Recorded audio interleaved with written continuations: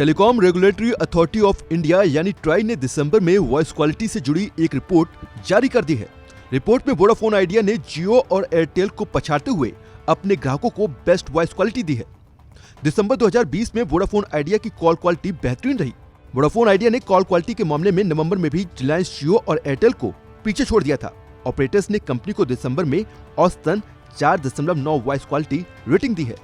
Try ने अपने my call portal पर इस डेटा को अपडेट किया है। ट्राई के डेटा के मुताबिक दिसंबर में 1 से 5 की स्केल पर आइडिया को 4.9 औसतन इंडोर और आउटडोर कॉल क्वालिटी रेटिंग मिली है।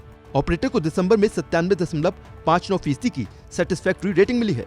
वहीं नवंबर में आइडिया को 4.9 और 4.8 की एवरेज इंडोर और आउटडोर कॉल क्वालिटी रेटिंग के साथ 4.9 की एवरेज वॉइस क्वालिटी रेटिंग मिली थी। दिसंबर में इस लिस्ट में वोडाफोन की दूसरी पोजीशन बरकरार रही। वोडाफोन को औसतन 4.3 वॉइस क्वालिटी रेटिंग मिली है।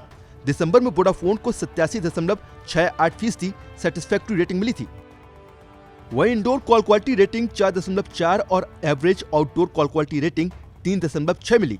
पिछले महीने में वोडाफोन को 4.6 की औसतन वॉइस क्वालिटी रेटिंग मिली थी। आपको बता दें कि अब वोडाफोन और आइडिया भारत में मिलकर वीआई ब्रांड के तहत बिजनेस कर रहे हैं। जाहिर है ट्राई की ये रिपोर्ट आइडिया के लिए एक अच्छी खबर है।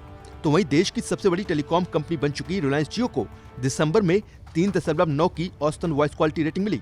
पिछले महीने में इस ऑपरेटर को 3.8 रेटिंग मिली थी। ट्राई के आंकड़ों के अनुसार रिलायंस जियो ने दिसंबर में 77.81% की सेटिस्फैक्ट्री रेटिंग दर्ज की है। दूसरी तरफ बीएसएनएल को दिसंबर में औसतन 3.9 वॉइस क्वालिटी रेटिंग मिली। पिछले महीने ये 4.1 थी। ऑपरेटर ने दिसंबर में 3.8 की एवरेज इंडोर क्वालिटी रेटिंग और आउटडोर कॉल क्वालिटी रेटिंग 4.3 दर्ज की। बीएसएनएल को महीने में 76.58% की सेटिस्फैक्ट्री रेटिंग मिली है। दिसंबर में एयरटेल की वॉइस क्वालिटी रेटिंग में भी गिरावट दर्ज की गई। ट्राई के डेटा के मुताबिक ऑपरेटर ने दिसंबर में 3.1 की रेटिंग दर्ज की है, जो कि नवंबर में 3.8 थी।